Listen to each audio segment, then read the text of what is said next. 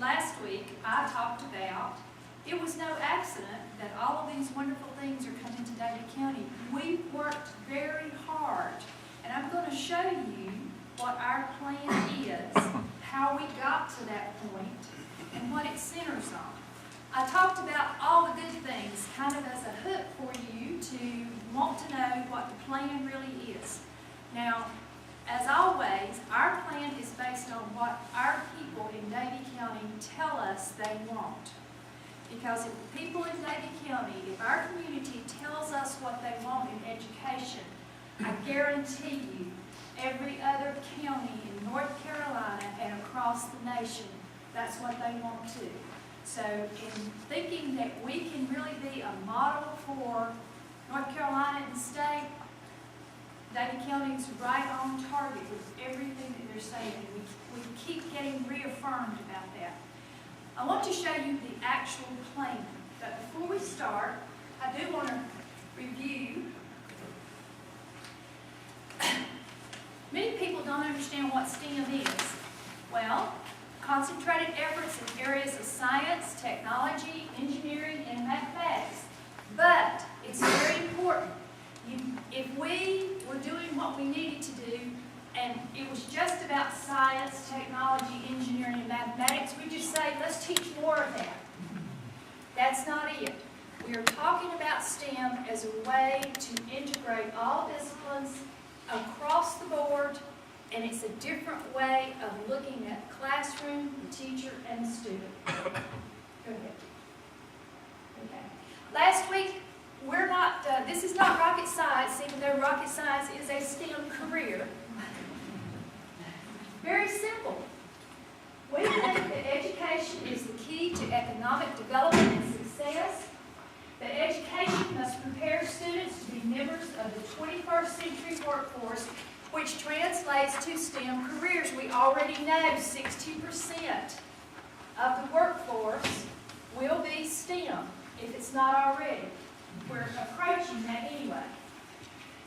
And plainly, we cannot educate 21st century students with 19th and 20th century methods and environments.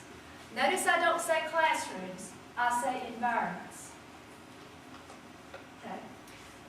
You have a copy, and I took an excerpt from Bill Gates. I highlighted some things for you, and those of you who are, your learning style will allow you to multitask.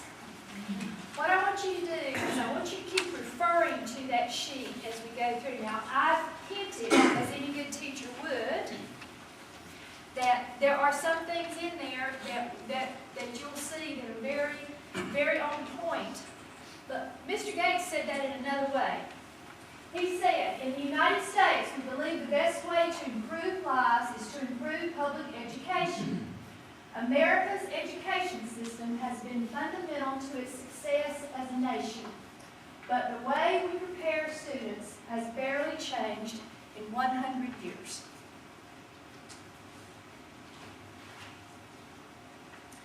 Okay, I'm going to take it that several people in this room sat through an algebra class. Raise your hand if you took algebra. Okay. I want to see if I can characterize your experience. You probably sat at a desk in your row, you listened to the teacher, you worked on the problems alone, may have been asked to put a problem and your solution on the board, were graded on your answers, and then repeated the whole process with the next set of problems. Those of you who raised your hand, you had algebra. Is that pretty well what happened with you? Okay. Next. You did not see what algebra had to do with anything. It was just algebra. You thought, all I have to do is make it out of this class. I will never use this in real life. How many of you remember actually having that thought? Okay, now if you learned algebra, just go ahead and solve that equation. It's very simple. Math teachers? No cheating. Point being, when we approach learning in the old traditional ways, do we really learn? Do we learn anymore? And can we expect, products of our generations, can we expect that the 21st century student and learner will sit in that classroom and do that process that you went through, and you're admitting to me today that you probably really didn't learn it and you haven't used it since, because it had no real-world application to you. Okay, questions? Let's talk about your algebra teacher. Remember that? Don't get scared, anybody. Don't flash back or go into some episode. Think of your algebra teacher. Okay. Did your algebra teacher teach you anything else besides algebra? Other than to maybe not want to go into school? No. Did your algebra teacher ever relate the principles of algebra to English, science, social studies, or work with any of those other teachers in other disciplines to see if there was any range in their discipline? No. I can answer your question. Didn't happen, did it? Okay.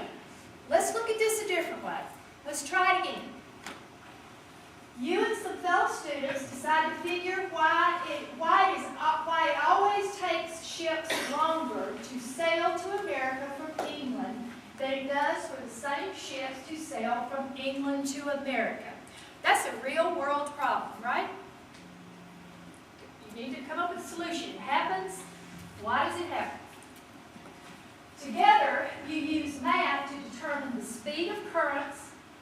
You study various forms of ocean life to look for patterns in the ocean life. That's science.